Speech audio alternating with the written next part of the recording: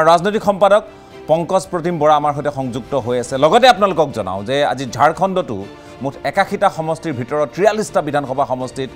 বিধানসভাৰ নিৰ্বাচন অনুষ্ঠিত হৈছে গতিকে ঝাৰখণ্ড য'ত ডক্টৰ হিমন্ত বিশ্ব শৰ্মাই তেওঁ সহপ্ৰভাৰী হিচাপে তেওঁ তাত গোটেই নিৰ্বাচনী গতিবিধি পৰ্যবেক্ষণ কৰি আছে আৰু লগতে তাত প্ৰচাৰ চলাই আছে গতিকে ঝাৰখণ্ডৰ ওপৰতো ৰাজ্যবাসীৰ দৃষ্টি নিবদ্ধ হৈ থাকিব ৰাজনীতিকসকলৰ দৃষ্টি নিবদ্ধ হৈ থাকিব কিন্তু এই মুহূৰ্তত আমি অসম কেন্দ্ৰিক কথাখিনি পাতি ল'ব খুজিছোঁ আমাৰ আন এগৰাকী জ্যেষ্ঠ সাংবাদিক ৰাজু বৰুৱা আমাৰ সৈতে সংযুক্ত হৈছে আমি কৈছোঁৱেই কালিও আমি কৈছিলোঁ দুটা সমষ্টি বাকীকেইটাত যি নহ'লেও এই দুটা কিন্তু আকৰ্ষণৰ মূল কেন্দ্ৰবিন্দু হিচাপে পৰিগণিত হৈছে এটা মাৰপিট গুণ্ডাগিৰিৰ বাবে আৰু আনটো হৈছে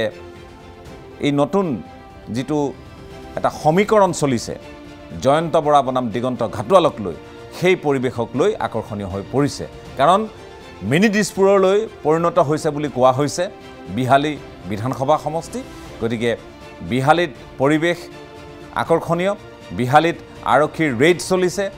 আৰু তাৰ লগে লগে আমি দেখিবলৈ পাইছোঁ যে বিৰোধীক হলঠেকত পেলোৱাৰ সকলো কুচকাৱাজ ইতিমধ্যে যেন শাসক পক্ষই সম্পন্ন কৰিছে এই মুহূৰ্তত আমি পোনপটীয়াকৈ যাব খুজিছোঁ পংকজ প্ৰতিম বৰা আপোনাৰ কাষলৈ এই যিটো আজি পুৱাৰে পৰা খবৰ আহিছে দুই এটা আপুনি কালি আদৰ্শ ভোট কেন্দ্ৰ দেখুৱাইছিল নিশাৰ ভাগত আমি দেখিছিলোঁ মহিলাৰ দ্বাৰা পৰিচালিত আৰু এতিয়া আমি দেখিবলৈ পাইছোঁ যে পুৱাৰ ভাগত কিছু বিক্ষিপ্ত ঘটনা মাৰপিটৰ ঘটনা আৰু হুলস্থুলীয়া এক পৰিৱেশ আৰু যিটো অপ্ৰত্যাশিত নাছিল এশতকৈ অধিক কামাণ্ডো নিয়োগ কৰা হৈছে ব্লেক পেন্থাৰ কামাণ্ডো তাত নিয়োগ কৰা হৈছে 7টাকৈ অতিৰিক্ত বাহিনী নিয়োগ কৰা হৈছে তাৰ পাছতো এই শিথিলতা বা এই ধৰণৰ পৰিৱেশ সূচনা হ'বলৈ পালে কিদৰে তাৰ লগতে ভোটদানৰ হাৰ আৰু পৰিৱেশটো বাকী ঠাইৰ পৰা আপোনাক জনাবলৈ অনুৰোধ জনাইছোঁ চাওক মই প্ৰথমতেই কৈ লৈছোঁ যে সামগ্ৰী উপ নিৰ্বাচনত এই মুহূৰ্তলৈকে ভোটদানৰ যি হাৰ সেয়া 14%তকৈ অধিক হৈছে অৰ্থাৎ ৰাতিপুৱাৰ ভাগতে যথেষ্ট মানুহ ওলাই আহিছে এই মুহূৰ্তত মোৰ লগত আৰু এজন বিশেষ ব্যক্তি আছে তেওঁ হ'ল নুৰুল আমিন চৌধুৰী ডাঙৰীয়া আপৰ তেওঁ প্ৰাৰ্থী আৰু মই তেওঁৰ পৰা পোনপ্ৰথমে নিৰ্বাচন কেন্দ্ৰিক আন এটা কথা আপোনাৰ পৰা মই জানিব বিচাৰিছোঁ যি ধৰণৰ বিক্ষিপ্ত ঘটনা এবাৰ সামগ্ৰী সমষ্টিত সংঘটিত হ'ল সামগ্ৰীবাসীৰ লজ্জানত হোৱা বুলি আমাৰ আগত মন্তব্য কৰিছে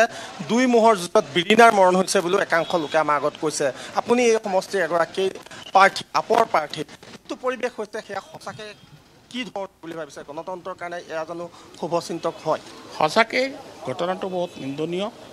আৰু এজন সংখ্যালঘু সম্প্ৰদায়ৰ লোক হিচাপে মই নিজেও লজ্জিত এনেকুৱা ঘটনা সংখ্যালঘু অধ্যুষিত সামগ্ৰী সমষ্টিত হোৱাটো একেবাৰে দুৰ্ভাগ্যজনক আৰু এই ঘটনাবিলাকৰ পৰাই শান্তিপ্ৰিয় সামগ্ৰী সমষ্টিৰ ভোটদাতাসকলে আম আদমি পাৰ্টিত মই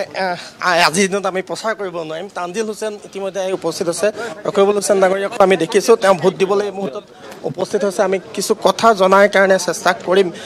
তেখেতক দেখিছোঁ পুৱাৰ ভাগত তানজিল ভোটদান চলি আছে ক'ৰবাত বিক্ষিপ্ত ঘটনাও সংঘটিত হৈছে ৰাইজক কি আহ্বান থাকিব গণতন্ত্ৰৰ চবতকৈ ডাঙৰ উৎসৱত চবকে মই অনুৰোধ কৰিছোঁ যে ভালকৈ ওলাই আহক ভোটদান কৰক আৰু সঠিক কেণ্ডিডেটজনক ভোটদান দি পেলাই জয়যুক্ত কৰক আৰু আমাৰ ইয়াত জয় আমাৰ ৰাইজৰ হ'ব লাগে সেইটোৱে আৰু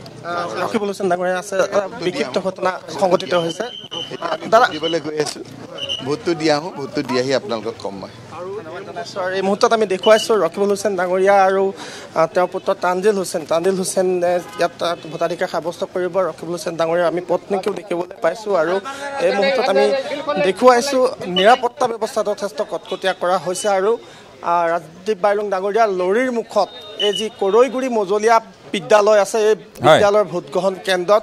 নিজৰ ভোটাধিকাৰ সাব্যস্ত কৰাৰ দিশে এই মুহূৰ্তত অগ্ৰসৰ হৈছে ৰকিবুল হুছেইন আৰু তেওঁৰ পুত্ৰ অৰ্থাৎ সামগ্ৰী নিৰ্বাচনত কংগ্ৰেছৰ প্ৰাৰ্থী তানজিল হুছেইন